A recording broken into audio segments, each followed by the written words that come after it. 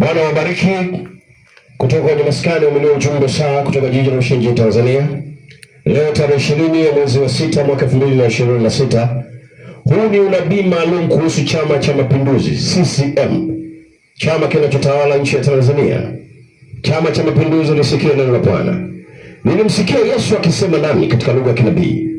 Akaniambia ndani ya Chama cha Mapinduzi kuna watu kana kwamba kuonekana kwake ni kama wako kwa ajili ya kufanya jambo la uendeshaji wa serikali uonekana kuwa mgumu. Kwa lugha nyingine, wanakwamisha kwa makusudi, aidha kwa kauli zao au kuonekana kwake ilikuwa ni kama vile wengine wana mikakati ya siri wakishirikiana na baadhi ya watu walioko nje ya chama chao, na pia wengine wakishirikiana na watu kutoka nje nchi, wakiwa na shabaha ya kutengeneza safu ya utawala katika uchaguzi unaokuja. Na hii inaenda sambamba na baadhi ya viongozi wa serikali, wanasiasa walioteuliwa kwenye nafasi mbalimbali. Na aliona Bwana akinionyesha katika ono la kinabii kama vile kuonekana wengine wanatumia nafasi hizo, badala kuwepo mmoja kati ya watu wanaotumia nafasi hiyo kutatua matatizo yaliyoko mbele ndani ya serikali au matatizo yaliyoko ndani ya nchi. Wao nao wanapojiwa na vyombo vya habari huwa wanaongea kama wao sio wahusika, wakati wakiwa na shabaha maalum, aidha ya kutengeneza mazingira kuonekana kwamba serikali haifanyi kazi au kuna jambo lingine nyuma ya pazia. Bwana kaniambia kiambie Chama cha Mapinduzi, na naliona katika ono la Bwana Chama cha Mapinduzi wamekaa kikao cha siri.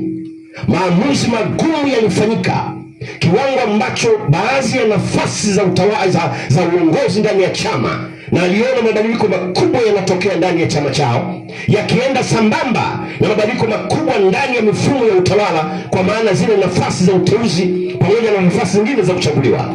Na aliona jambo hilo katika lugha ya kinabii. Na aliona jambo hilo kwa sababu Mungu ananiambia kuna hali ya uasi nyuma ya pazia, na watu wanasuka mipango ya siri wakishirikiana na baadhi ya watu au vyombo fulani kutoka nje ya nchi.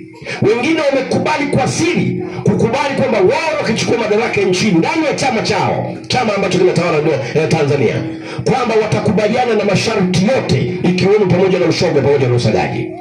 Wamesaini na watakuwa na fedha nyingi wakati wa kuandaa mikakati, na tayari wametengeneza safu mbalimbali kwa ajili aidha kuifanya serikali ionekane haifanyi kazi.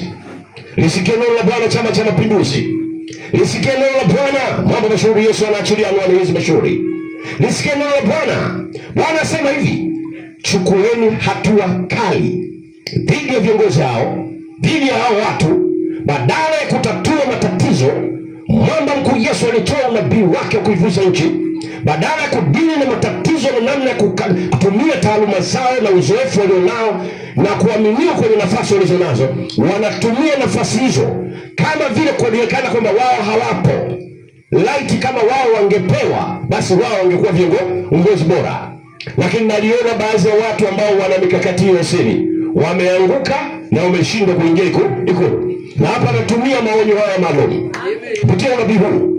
Watu wote sikieni, Tanzania nzima sikieni. Rais katika milioni 63 plus, rais ni mmoja tu.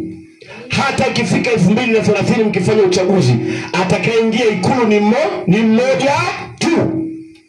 Ogopeni mtu anayetafuta madaraka kwa njia za ujanja, kwa sababu anakuwa na nyuma ya pazia sio moyo wa utumishi, bali anakuwa na moyo wa uharibifu kwa sababu ya shabaha zake za giza.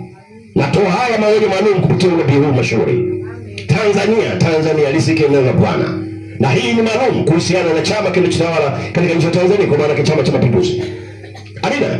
Barikiwa kutoka kwenye maskani mwenye ujumbe saa kutoka jiji la Ushenji Tanzania kwenda barani Afrika na kwenda kwenye mataifa ya dunia. Lakini maalum kuhusu nchi ya Tanzania na ni maalum kuhusu Chama cha Mapinduzi. Bwana anawabariki, mshangilie Baba mashauri Yesu.